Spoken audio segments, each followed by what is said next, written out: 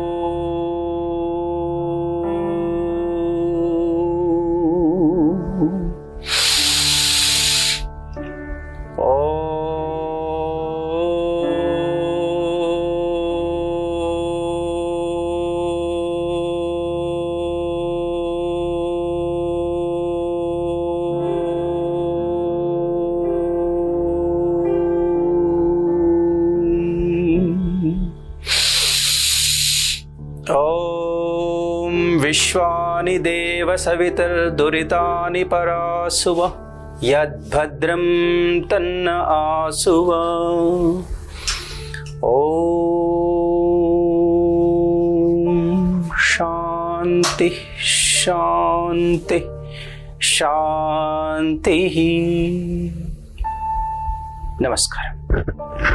బాహ్య ప్రాణాయామము ఇది హానిరహితమైనటువంటి ప్రాణాయామం. మనం అందరూ చేయవచ్చు, కానీ కొంతమందికి మాత్రం నిషేధం. అది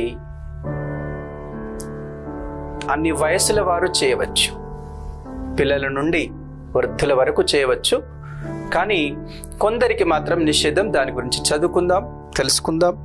ముందుగా మనం మన శరీరాన్ని ఈ విధంగా స్థిరంగా కూర్చుని, తర్వాత మన శరీరంలో ఉన్నటువంటి ఈ భాగంని ఉడ్డాయక కండరాలు అంటారు. ఇక్కడ ఈ రిబ్స్ కింద ఉన్నటువంటి ప్రాంతం. ఇలా శ్వాస తీస్తున్నప్పుడు చూడండి, ఈ రిబ్స్ కింద ఉన్నటువంటి కండరాలు పైకి వెళుతూ ఉన్నాయి. ఇలా తీసుకున్నప్పుడు ఇలా ఇది. ఆ తర్వాత ఇక్కడ ఉన్నటువంటిది ఏరియా. ఆ తర్వాత ఇది మూలాధార సంబంధమైనటువంటి భాగం. మూలాధారము. ఓకే,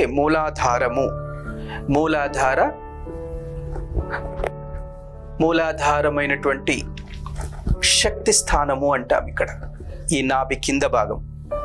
ఓకే, మూలాధార చక్రము ఉండేటువంటి స్థానం, నాడీ ముడులు ఉన్నటువంటి, నాడీ మూలం ఉన్నటువంటిది.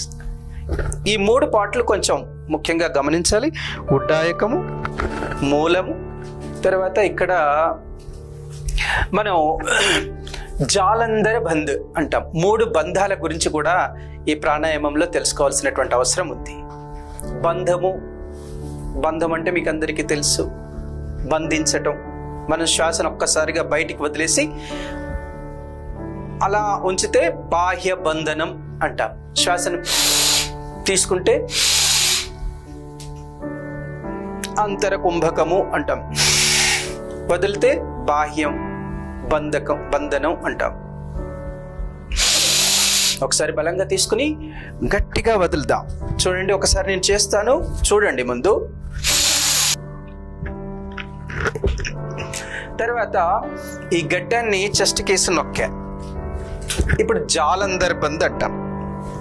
జాల్ అంటే వల, అలా వేసి వదిలా బయటికి లోపలికి, మళ్ళీ గాలి రాకుండా పోకుండా ఆ విధంగా ఇలా. ఆ తర్వాత ఉడ్డాయక బంద్. ఇక్కడ ఉన్నటువంటి ఉడ్డాయక కండరాలు, పక్షులు ఈ కండరాలతోనే ఎగురుతాయి, రెక్కలు.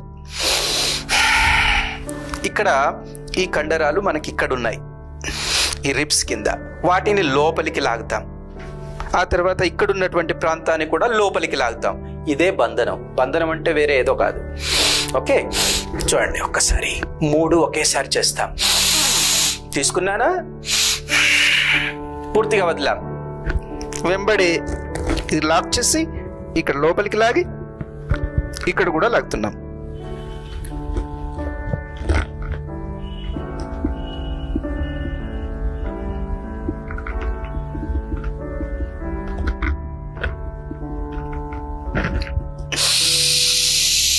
ఉండగలిగినంతసేపు ఉండి మళ్ళీ శ్వాసను తీసుకోవటం లోపలికి. ఈ ప్రాణాయామాన్ని బాహ్య ప్రాణాయామం అంటారు. మనం శ్వాసను బయటికి వదలడంలో శ్రద్ధ వహిస్తున్నాం. ఓకే, చూడండి, బయటికి వదిలాను, లాక్ చేశాను.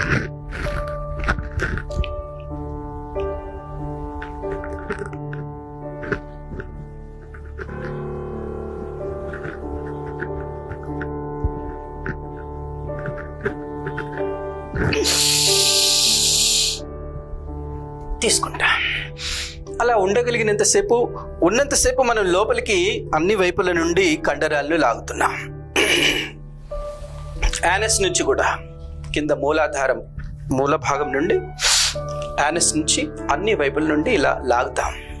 ఇలా లాగటం వల్ల మన శరీరంలోని అన్ని కండరాలు లోపలికి లాగడం వల్ల, దానివల్ల కూడా అనేక రకమైనటువంటి శక్తులు ఉత్పన్నం అవుతాయి.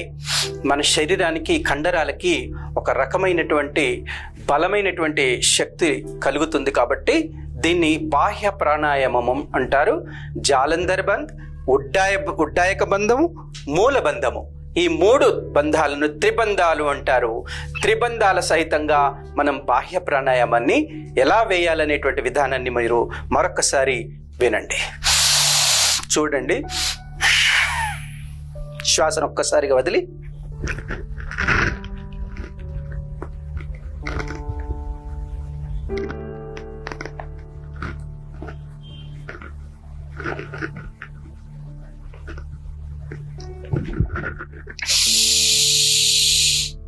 మరి ఎంత సమయం ఉండాలి అలా బయటికి వదిలి? ఎక్కువ సమయం ఉండరాదండి. 30 సెకండ్స్, ముందు 5 seconds, 10 seconds, 15 seconds, 30 seconds, 1 minute కూడా ఉండొచ్చు. ఆ విధంగా మనం ఆ సమయాన్ని ఎంత ఎక్కువగా ఉంచితే మనకి ప్రాక్టీస్లో అది రావాలి, కానీ ఒక్కసారి ఎక్కువ సమయాన్ని తీసుకోవడానికి, ఉంచడానికి ప్రయత్నం చేయకూడదు. ఆ విధంగా చేయాలి. ఆ సమయంలోనే 2 చేతులు ఈ విధంగా ఈ థైస్ కేసి నొక్కాలి. ఈ విధంగా నొక్కడం వల్ల ఇంకా కొంచెం ఈ లోపలికి వెళ్ళడానికి అవకాశం ఉంటుంది. దీనివల్ల మీకు తెలుసు ఎక్కడెక్కడ లాభం జరుగుతుందో మనందరికీ ప్రత్యక్షంగానే అనుభవం అవుతుంది. ఇది స్టమక్కి సంబంధించినటువంటి చాలా లాభాలు ఉంటాయి. స్టమక్లో ఏమేమి ఉన్నాయి? జీర్ణాశయం ఉంది, జఠరాగ్ని ఏదైతే ప్రదీప్తమవుతుంది కాబట్టి జీర్ణాశయం సరిగ్గా పనిచేస్తుంది. ఆ విధంగా కిడ్నీస్కి మంచిది, ఇంటెస్టైన్స్కి మంచిది, వీటన్నిటికీ బలాన్ని చేకూరుస్తుంది. కాబట్టి అంతేకాదు మనకి వీర్యం ఊర్ధ్వరేతస్సు కావటం వల్ల వీర్య సంబంధమైనటువంటి దోషాలు ఎవరికైతే ఉన్నాయో, స్వప్న స్ఖలనం లాంటిది, యువతులకు ఉన్నటువంటి ప్రాబ్లమ్స్ అన్నీ కూడా సాల్వ్ అవుతాయి దీనివల్ల. ఆ విధంగా అనేక రకాలైనటువంటి లాభాలు దీంట్లో ఉన్నాయి. జీర్ణశక్తి పెరుగుతుంది, అలాగే డైజెషన్ సిస్టమ్ బాగా పనిచేయటం మొదలవుతుంది. కాబట్టి రోగాలన్నీ కూడా అజీర్ణం వల్లనే, మ్యాక్సిమం రోగాలు అజీర్ణం వల్లనే పెరుగుతాయనేటువంటిది మనందరికీ తెలుసు. ఇండైజెషన్ ద్వారానే మనకు అనేక రకాలైనటువంటి రోగాలు వస్తాయి. మలబద్ధకం పోతుంది, మలబద్ధకం కూడా దీనివల్ల పోవడానికి అవకాశం ఉంటుంది. కాబట్టి ఇది అందరికీ లాభదాయకమైనటువంటి ప్రాణాయామం. దీనివల్ల అంతేకాకుండా ఇది మన శరీర సౌష్ఠవానికి కూడా ఉపయోగపడుతుంది. కడుపు ముందుకు వచ్చినటువంటి వాళ్ళు, జలోదరము అంటారు, అలాంటి వాళ్ళకి బాగా కడుపు ముందుకు వచ్చి ఉంటుంది. అలాంటి వాళ్ళకి నెమ్మదిగా అది పోవడానికి చాలా కష్టమైన పని. అది లోపలికి లాగడం అనేటువంటిది బాగా ఇష్టంతో ప్రేమతో పెంచుకున్నటువంటి స్టమక్ కాబట్టి దానికి కొంచెం కష్టపడుతూ ఎన్ని రోజులైతే మనం పెంచుకోవడానికి కష్టపడ్డామో ఆ దాంట్లో చాలా తక్కువ 10% కష్టపడినా కూడా మన యొక్క స్టమక్ లోపలికి వెళ్ళడానికి అవకాశం ఉంటుంది. ఇది నాకు వచ్చేటువంటి నాతో అయ్యే పని కాదని మాత్రం ముందే నిర్ణయించుకోకండి. కొంచెం కష్టపడండి. కష్టపడటం వల్ల తప్పకుండా మన లోపల ఉన్నటువంటి స్టమక్కి చాలా మంచి లాభం జరుగుతుంది. ఊపిరితిత్తులకు కూడా లాభం జరుగుతుంది, హృదయానికి లాభం జరుగుతుంది. దీనివల్ల మన మెదడుకు కూడా లాభం జరిగేటువంటి అవకాశం ఉంది. కాబట్టి అన్నిటికంటే కూడా ఈ నాభి కింద ఉన్నటువంటి ప్రాంతంలో ఉన్న ప్రదేశానికి కూడా, అపాన ప్రదేశానికి కూడా చాలా ఉపయోగపడేటువంటిది. కాబట్టి దాన్ని మనం అందరం ఆచరిద్దాం. మరొక్కసారి నాతో పాటుగా మీరు చేయండి. శ్వాస తీసుకోండి, ఒక్కసారిగా వదలండి.